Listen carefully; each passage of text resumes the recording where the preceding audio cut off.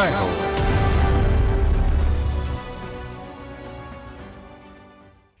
నమస్కారం. అత్యంత సామాన్యుల అసమాన విజయగీతిగా ఈటీవీ జయహోకు స్వాగతం. పసి వయసులో పసుపు తాళ్లు, బాల్యం వీడకముందే మూడు ముళ్ళు. దేశంలో అనేక ప్రాంతాల్లో, ముఖ్యంగా రాజస్థాన్లో ఇదే పరిస్థితి. కానీ అక్కడ ఆల్వార్ జిల్లాలో ఓ బాలిక సాహసంగా పోరాడి పెళ్లిచెర తప్పించుకుంది.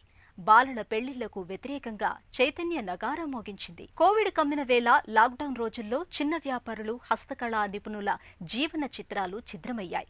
విక్రయాలు లేక బతుకు పోరు కణాకష్టమైంది. సరిగ్గా అప్పుడు ఓ మానవతామూర్తి అండగా నిలిచి వారి జీవన రేఖను మార్చారు. వైవిధ్య విజేతల స్ఫూర్తి కథనాలతో మీ ముందుకు వచ్చింది జై హో.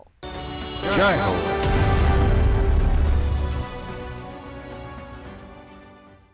రాజస్థాన్ రాష్ట్రం ఆల్వార్ జిల్లాలో 11 ఏళ్ల బాలిక పాయల్ జాంగిడ్ పెద్దలపై తిరుగుబాటు చేసింది. చదువు మాన్పించి పెళ్లి చేయాలన్న అమ్మా నాన్న నిర్ణయాన్ని వ్యతిరేకించింది. బాలాశ్రమం ట్రస్ట్ నిర్వాహకురాలు సుమేధ కైలాష్ సాయంతో బయటపడింది. తర్వాత కాలంలో బాల్య వివాహాలకు వ్యతిరేకంగా ఉద్యమించింది.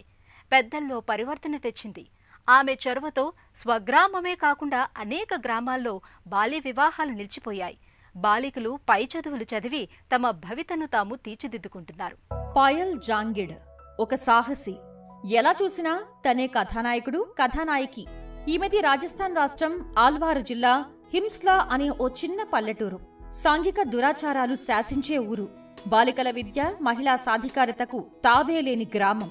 అలాంటి పల్లెలో పాయల్ 5వ తరగతిలో చదువుతున్న సమయంలోనే బాలల హక్కుల కార్యకలాపాల్లో పాల్గొంది. 11 ఏళ్ల వయసులో ఆమె ఓ సంచలన నిర్ణయం దిశగా అడుగులు వేసింది. చదువు మాన్పించి తన పెళ్లికి ఒత్తిడి చేస్తున్న కుటుంబ సభ్యుల్ని ఎదిరించింది. అదృష్టవశాత్తు అప్పుడు బాలాశ్రమ్ ట్రస్ట్ వ్యవస్థాపకురాలు సుమేధ కైలాష్ ఆపద్బాంధవిలా వచ్చి కాపాడారు. ఆమె సాయంతో బాల్య వివాహ బంధం నుంచి తప్పించుకోగలిగింది. మా గ్రామం బాలల హితం కోరే గ్రామంగా ఎంపికైంది. అక్కడ వాలంటీర్లు మాకు బాల కార్మికులు. వారి శ్రమను దోచే వ్యవస్థ అర్థాన్ని విడమర్చి చెప్పారు. వారు చెప్పింది బాగా అర్థం చేసుకున్నాను. అప్పుడే నాకు ఈ అంశంపై ఆసక్తి పెరిగింది. ఇంకా ఇంకా ముందుకు వెళుతున్న కొద్దీ నాకు మహిళా సమస్యలు, బాలలకు వేధింపులు లాంటి మరికొన్ని తెలిసాయి. బాల్య వివాహాలు ఈ సమాజానికి పెద్ద సమస్య అని నేను అర్థం చేసుకున్నాను. అందరూ నా అంత అదృష్టవంతులు కాకపోవచ్చు. గ్రామీణ భారతంలో బాలికలు అనేక మంది బాల్య వివాహాల సాలెగూటిలో చిక్కుకున్నారు. ఈ సాంఘిక దురాచారాన్ని చరమగీతం పాడాలని పాయల్ నిశ్చయించింది. రాజస్థాన్ అంతటా ఉన్న పేదరికం వల్ల 12 ఏళ్ల చిన్నపిల్లల్ని గుర్తించడమే కష్టంగా ఉంది. ఎందుకంటే ఆ వయసులోనే వీరికి బలవంతంగా పెళ్లిళ్లకు ఒప్పిస్తున్నారు. అందువల్ల చదువు మానేస్తున్నారు. ఈ క్రమంలో పాయల్ 2013లో ఆల్వార్లో బాల పంచాయత్ అంటే చిల్డ్రన్స్ పార్లమెంటుకు నాయకత్వం వహించింది. బాల పంచాయత్ అంటే ఇంటా బయట బాలలు ఎదుర్కొనే సమస్యల్ని ప్రస్తావించి చర్చించే వేదిక. బాల్య వివాహాల నిరోధానికి మేము ఇంటింటికి తిరిగి చైతన్యం తెచ్చాం. ప్రదర్శనలు నిర్వహించాం. మేము మహిళలు, యువతకు సంబంధించిన మాన్యువల్స్ తయారు చేస్తాం. అందుకే వారి మద్దతు కోరాం. తొలుత అనేక సవాళ్లు ఎదురయ్యాయి. ప్రజలు వినేందుకు ఇష్టపడలేదు. మమ్మల్ని దూరంగా ఉంచేవారు. నేను వారి పిల్లలను చెడగొడుతున్నానని అనేక మంది మా అమ్మ, నాన్నకు ఫిర్యాదు చేశారు. అయితే నేను బాలికలు చదువుకుంటే గ్రామానికి ఎంతో మేలు జరుగుతుందని నాన్నకు నచ్చజెప్పాను. పాయల్ కేవలం బాల్య వివాహాలు, బాలకార్మిక వ్యవస్థ అనర్థాలపై గళమెత్తడానికే పరిమితం కాలేదు. పిల్లల్ని బడికి పంపాల్సిన ఆవశ్యకతను గ్రామీణులకు విడమర్చి చెప్పారు. ఎట్టకేలకు ఆమె కృషి ఫలించింది. తను ఇలా చైతన్యయాత్ర సాగిస్తుండగానే గ్రామాన్ని బాలమిత్ర గ్రామంగా ప్రకటించారు. బాల పంచాయత్ ఆధ్వర్యంలో పాయల్ స్వగ్రామం హిమ్స్లాలో బాల్య వివాహాలను పూర్తిగా నిరోధించగలిగారు. బడికి వెళ్లటం, చదువుకోవటం తమ హక్కుగా బాలలు గుర్తించారు. ఇలా తన గ్రామాన్ని మరింత బాలలహిత గ్రామంగా మార్చేందుకు పాయల్ కృషి చేస్తున్నారు. పాయల్ హిమ్స్లా, ఆ చుట్టుపక్కల గ్రామాల్లో యువజనులు, మహిళా సంఘాల సభ్యులతో ప్రదర్శనలు, నిరసన ప్రదర్శనలు నిర్వహించారు. బాలాశ్రమ్ ట్రస్ట్ విరాట్నగర్ మే హై. బాలాశ్రమ్ ట్రస్ట్ విరాట్నగర్ లో ఉంది. దీనిని కైలాస్ సత్యార్థి నిర్వహిస్తున్నారు. ఈ ఆశ్రమంలో ఉండే పిల్లలు ఎక్కడో కూలి చేస్తుంటారు. ఆ కుటుంబాలకు కనీసం బిడ్డలకు చదువు చెప్పించే స్తోమత కూడా లేదు. ఇక్కడ ఇలాంటి బాలలు 100 మంది చదువుకుంటున్నారు. విద్య నేర్చుకోవడానికి ఇష్టపడని బాలలకు వృత్తి నైపుణ్యాలను అందిస్తున్నారు. పढ़ाया जाता है और जो बच्चे पढ़ना नहीं चाहते उनको वहीं पर पे काम सिखाया जाता है. పాయల్ తన హక్కుల కోసం మాత్రమే పోరాడలేదు. చుట్టూ ఉన్న తనలాంటి వారి హక్కుల కోసం గళమెత్తి ఘోషించారు. గ్రామ అభ్యున్నతికి కార్యకర్తలతో కలిసి పనిచేశారు. ఆమె కృషి ఫలించి హింస్లా గ్రామంలో బాల్య వివాహాలు పూర్తిగా తగ్గిపోయాయి. తన గ్రామంలోనే కాక పొరుగు గ్రామాల్లో సైతం బాలలు అంతా బడికి వెళుతున్నారు. గత 10 ఏళ్లుగా హింస్లా గ్రామంలో బాల్య వివాహాలు లేవు. ధైర్యం, సాహసం, సంకల్పం కలగలిపితే పాయల్ ఒకే ఒక వ్యక్తి, కొద్దిమంది సహకారంతో చుట్టూ ఉన్న సమాజంలో ఎంతో కొంత మార్పు తేవచ్చని పాయల్ కథనం నిరూపిస్తోంది. हमारे गांव में बाल पंचायत बनी तो सर्वप्रथम मैं उसमें बाल सरपंच बनी। మేము మా గ్రామంలో బాల పంచాయత్ను నిర్వహించాం. నేనే సర్పంచ్. తొలుత మేమెన్నో సమస్యల్ని ఎదుర్కొన్నాం. ఇప్పుడు పరిస్థితి చాలా మెరుగ్గా ఉంది. ఏడాదికో 2 ఏళ్లకో మేము బాల పంచాయత్ పునర్వ్యవస్థీకరించి కొత్త పంచాయత్ ఏర్పాటవుతుంది. మేము గ్రామ పంచాయతీతో కలిసి పనిచేస్తాం. వారు మాకు కావలసిన గుర్తింపును అందిస్తారు. మేము ప్రస్తావించిన సమస్యలను వింటారు. ये बच्चे आएंगे और हम इनकी जो भी समस्याएं होंगी उन पर सुनवाई करेंगे। బాల్య వివాహాలకు వ్యతిరేకంగా పోరాడుతున్న పాయల్ కృషికి అంతర్జాతీయ గుర్తింపు లభించింది. 2013లో వరల్డ్ చిల్డ్రన్స్ ప్రైజ్ న్యాయ నిర్ణేతల కమిటీలో సభ్యురాలయ్యారు. 2015 జనవరిలో నాటి అమెరికా అధ్యక్షుడు బరాక్ ఒబామా, సతీమణి మిషెల్ ఒబామా మన దేశానికొచ్చిన సందర్భం. తమను కలిసిన కైలాష్ సత్యార్థిని పాయల్ను వారు అభినందించారు. 2019 సెప్టెంబర్ 25న పాయల్కు Bill and Melinda Gates Foundation నుంచి goalkeepers global change maker award లభించింది. मेरी जिंदगी का जो सबसे बड़ा अवार्ड है। నేను నా జీవితంలో సాధించిన పెద్ద విజయం లేదా లభించిన ప్రోత్సాహకం ఏమిటంటే మా అమ్మమ్మ 500 రూపాయలు ఇస్తూ నేను సమాజం కోసం ఎలా పనిచేస్తున్నానో చెప్పి ఊరిలో అందరి ముందర నన్ను మెచ్చుకోవటం. ये हमारी पोती है और ये समाज के लिए काम कर रही है, तो वो ही सबसे बड़ा पुरस्कार था मेरे लिए। ఉపాధ్యాయుని కావాలి అన్నదే తన ఆశయం, ఆకాంక్ష. సాగిస్తున్న నిరంతర కృషితో అది సాధించలేని అద్భుతమేమీ కాకపోవచ్చు. ఇప్పటికే ఆమె విజయం మీద అమ్మా నాన్న సంతోషంతో ఉన్నారు. బాలల హక్కుల పరిరక్షణలో పాయల్ అవిశ్రాంత పోరాట యోధురాలు. సామాజిక దురన్యాయాలపై అందరి గళాలు ఒక్కటై ప్రతిధ్వనించాలి. ఇందుకోసమే పాయల్ తన కృషిని కొనసాగిస్తున్నారు. सभी महिलाओं से ये कहूंगी, जो भी होता है। మహిళలకు నా సందేశం ఏమిటంటే ప్రస్తుత పరిస్థితికి చింతిస్తూ ఇలా రాసిపెట్టి ఉంది అనే మాటల్ని దయచేసి అంగీకరించవద్దు. ఏ సమస్యలు ఉన్నా పోరాడాలి, వేధింపులను ఎదిరించాలి. అప్పుడు మాత్రమే తమ కలలను నిజం చేసుకోగలరు. अपनी जो समस्याएं हैं उनसे लड़े और अपने जो सपने हैं उन्हें साकार करने के लिए हमेशा प्रयत्न करें। పేరులోనే కాదు, అతడి ఆశయంలో, ఆచరణలో మానవత్వం పరిమళిస్తోంది. ఢిల్లీకి చెందిన మానవ్ భాటియా సంక్షోభాన్ని అవకాశంగా మలిచారు. లాక్డౌన్ వేళ ప్రపంచమే స్తంభించింది. హస్తకళల కుటీర పరిశ్రమలు మూతపడ్డాయి. చేతివృత్తి పనివారాల జీవన చిత్రమే అస్తవ్యస్తమైంది. క్షేత్రస్థాయిలో పరిస్థితికి చలించిన మానవ్ భాటియా ట్రంకిన్ అనే సంస్థను నెలకొల్పారు. కుటీర పరిశ్రమల్లో నిల్వలను కొనుగోలు చేసి విక్రయించి ఆదుకున్నారు. వారిని విశ్వ విపణికి పరిచయం చేసి వ్యాపారాలకు కొత్త బంగారు లోకం సృష్టించారు. మానవాళికి అంతుబట్టని వింత ఉపద్రవం కోవిడ్ కొన్నేళ్ల క్రితం జనజీవితాలను అల్లకల్లోలం చేసింది. ప్రపంచాన్ని శాసించి ఆర్థిక స్థితిగతులను దెబ్బతీసింది. రవాణా నిలిచి, గిరాకీ తగ్గి, రాబడి లేక చేతివృత్తుల పనివారు తీవ్రంగా నష్టపోయారు. ఢిల్లీలో స్థిరపడ్డ మానవ్ భాటియా అనే న్యాయ విద్యార్థిని వారి దుస్థితి కలచివేసింది. నవజీవన్ విహార్లో నివసిస్తున్నారు. హర్యానా రాష్ట్రం సోనేపట్ జిల్లాలోని ఓపీ జిందాల్ గ్లోబల్ యూనివర్సిటీలో ఎల్ఎల్బీ చేశారు. తరువాత మానవ్ భాటియా కొందరు న్యాయవాదులతో కలిసి న్యాయ సలహా సంస్థను ప్రారంభించారు. కోవిడ్ కాలంలో చేతివృత్తుల కళాకారుల కష్టాలు, కన్నీళ్లు తనని కదిలించాయి. వారితో మాట్లాడిన తర్వాత ఒక ఆలోచన అంకురించింది.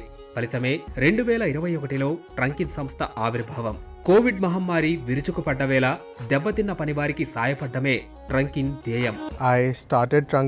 నా 19వ ఏట ట్రంకిన్ ను ప్రారంభించాను. న్యాయశాస్త్రం చదువుతూనే ట్రంకిన్ సంస్థను ప్రారంభించాను.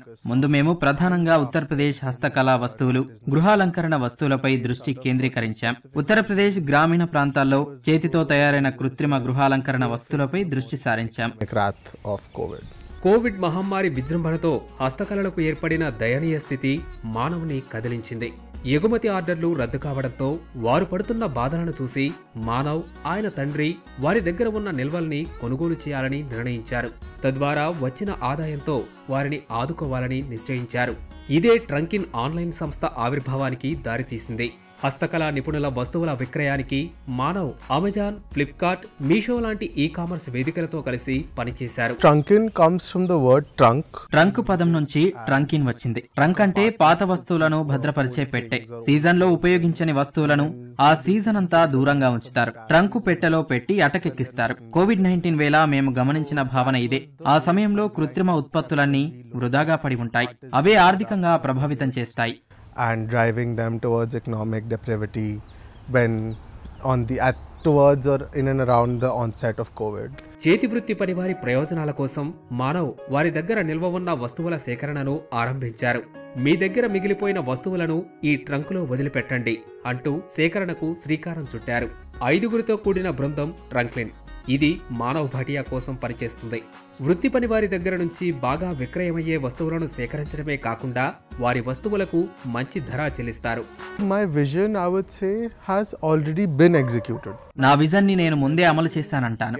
స్టార్టప్ కోసం నిధులు సేకరించే బహుళజాతి సంస్థగా దీన్ని తీర్చిదిద్దరాదని భావించాను. హస్తకళాకారులకు ఇతరత్రా మార్గాలు లేకపోతే వారితో కలిసి పనిచేయడానికి ట్రంకిన్ లాంటి సంస్థలు సంసిద్ధంగా ఉన్నాయని చెప్పడం మా ఉద్దేశం. మేము మా సంస్థను స్థాపించినప్పుడు ఒక మామూలు సంస్థగానే ప్రారంభించాం. అన్ని ఉత్పత్తులను తీసుకుని విక్రయించాం. తద్వారా వారు మన దేశ మార్కెట్లోనే మంచి ఫలితాలను పొందుతున్నారు. వచ్చిన లాభాలతో వారికి ఉచిత నేత్ర వైద్య శిబిరాలను నిర్వహిస్తున్నాం. అంటే వారు సమాజానికి తిరిగి ఇస్తున్నారన్నమాట. They get back, they are doing eye camps. They are helping people back. They are giving back to the society. ట్రంకిన్ నాణ్యతకు ప్రాధాన్యమిస్తుంది. సంప్రదాయ పద్ధతులకు మద్దతునిస్తుంది. ఈ పద్ధతులే గీటురాయిగా హస్తకళాకారులు చేసిన కళాఖండాలను సేకరిస్తుంది. వీరి దగ్గర ఉత్పత్తుల్లో అలంకరణ వస్తువుల నుంచి చక్కని భావనతో బహుమతులుగా ఇచ్చే వస్తువుల వరకు, కానుకలుగా బహుమతులుగా ఇచ్చే వస్తువుల వరకు ఉంటాయి. కళాకారుల పనితనం, నైపుణ్యాన్ని పరిశీలించటం, కాలాతీతమైన మన భారతీయ హస్తకళా వస్తువుల కొనుగోలు ఓ చక్కని అనుభూతిని మిగుల్చుతుంది. తొలుత ట్రంకిన్ నేతృత్వంలో హస్తకళల నిపుణులు తమ ఉత్పత్తులను విదేశాల్లో విక్రయించలేని పరిస్థితి ఉండేది. నిల్వలు మిగిలిపోయి సమస్యలొచ్చాయి. వీటిని మానవ్ ఆన్లైన్లో విక్రయించడానికి అమెజాన్ బిజినెస్ అకౌంట్ తీసుకున్నారు. కోవిడ్ తర్వాత వినియోగదారుల అభిరుచిలో మార్పు స్పష్టంగా కనపడింది. ప్రజలు చిన్న చిన్న విలాస వస్తువులను ఇష్టపడ్డారు. వీరి అభిరుచి మార్పు ట్రంకిన్ ఉత్పత్తులు ప్రజాదరణ పొందడానికి కారణమైంది. ప్రాచుర్యం వచ్చింది. ఈ విధంగా ట్రంకిన్ కళాకారులకు మద్దతునిచ్చింది. హస్త కళాకారుల వ్యాపారం నిలబడింది. Challenge was to make sure that ఒక సవాలు ఏమిటంటే మా సంస్థ ఆలోచనలను ప్రజలు అర్థం చేసుకుంటున్నారా లేదా అనేది నిర్ధారించుకోవటమే. ఇలాంటి తరుణంలో మాకు ప్రశంసలు రాసాగాయి. మన పని మనం సవ్యంగా చేస్తే ఏదో రోజు గుర్తింపు రాకపోదనుకున్నాం. 10 మంది మాటలతో ప్రచారం లభించి ఖాతాదారులు పెరిగారు. ఏ ప్రాచుర్యం అవసరం లేదని అర్థమైంది. అదే మా పెద్ద బలం. need these fictional things or did not need for them to be fake. That's what my biggest challenge was. ట్రంకిన్ ప్రత్యేకతలు ఏమిటంటే అందుబాటు ధరలో అందించడం, చేతి వృత్తుల వారికి ప్రత్యక్షంగా మద్దతునివ్వటం. ఈ విధానం గృహాలంకరణ సామాగ్రి మార్కెట్లో ట్రంకిన్ సంస్థ బ్రాండ్కు ప్రత్యేక గుర్తింపు తెచ్చింది. బయట ఆర్థికంగా ఎన్నో సవాళ్లున్నా అందుబాటు ధరలోనే విక్రయించడంతో సంస్థను ప్రత్యేకంగా నిలిపింది. వచ్చిన లాభాలను చేతి వృత్తుల కళాకారుల జీవన స్థితిగతుల మెరుగుకు పెట్టుబడిగా పెడతారు. We were not choosers of the product. We were believers in the artisan. నిల్వ చేసిన ఉత్పత్తులలో కంటికి నప్పిన వాటినే ఎంచుకోలేదు. హస్తకళా నిపుణులను విశ్వసించాం. చేతి పనితో చేపట్టే ఎంబ్రాయిడరీ, బీడెడ్ పేస్ మ్యాట్స్ తో ప్రారంభించాం. 2 విభాగాల నిల్వలనే పరిగణలోకి తీసుకున్నాం. వీటిలో రెండోది నాప్కిన్లు పెట్టే రింగుల తయారీకి సంబంధించింది. మా ఉత్పత్తుల వ్యూహరచనకు మెరుగులు దిద్ది ముందుకెళ్లడానికి ఓ విధానం అనుసరించాం. నిర్దిష్ట విభాగాలపై సారించాలని నిర్ణయించాం. తద్వారా మార్కెట్లో మనదైన ముద్రతో కూడిన వస్తువులు ఉంటాయని భావించాం. ఈ-కామర్స్ ఆన్లైన్ వేదికలైన అమెజాన్, ఫ్లిప్కార్ట్ల సహకారంతో ముందుకు వెళ్ళాం. వాటి సాంకేతిక మద్దతుతో మా వెబ్సైట్ నుంచే విక్రయాలు చేపట్టాం. Tech support to now and we start selling of that. వ్యాపారం క్రమంగా పెరుగుతున్న సమయంలో మానవ్ తన వ్యూహం మార్చారు. చేతి వృత్తుల పనివారి ఉత్పత్తుల నిల్వల కొనుగోలుకే పరిమితం కాక సామాజిక కార్యక్రమాలకు నిధులు వెచ్చించారు. ఢిల్లీలో వేణు ఐ కేర్ భాగస్వామ్యంతో హస్తకళా నిపుణుల కోసం ఢిల్లీలో ఉచిత నేత్ర వైద్య శిబిరాలను ఏర్పాటు చేశారు. శుక్లాల తొలగింపు శస్త్రచికిత్సలు చేయించారు. వయసు పెరిగిన పెద్ద కళాకారుల నైపుణ్యాలను భవిష్యత్ తరాలకు అందించే వీలు కల్పించారు. ఈ క్రమంలో కొన్ని విమర్శలొచ్చినా లెక్క చేయలేదు. లక్ష్యం వీడలేదు. ప్రత్యక్ష అనుభవాలే ప్రామాణికంగా తన సేవా కార్యక్రమాలను కొనసాగించారు. బాల్య వివాహ చెర నుంచి సాహసంతో తప్పించుకున్న పాయల్ జాంగిట్ పెద్దల కళ్లు తెరిపించారు. సాంఘిక దురాచారాలపై సాగే పోరుకు ఓ బలమైన గళమయ్యారు. లాక్డౌన్ కాలంలో భుక్తి గడవని హస్తకళా నిపుణులకు బతుకుదారి చూపారు మానవ్ భాటియా. మన హస్తకళా నిపుణుల ప్రత్యేకతను విశ్వ విపణికి పరిచయం చేశారు. పాయల్, మానవ్ ఇద్దరూ విజేతలే. మరిన్ని కథనాలతో వచ్చే వారం జైహోలో మళ్ళీ కలుద్దాం. నమస్కారం.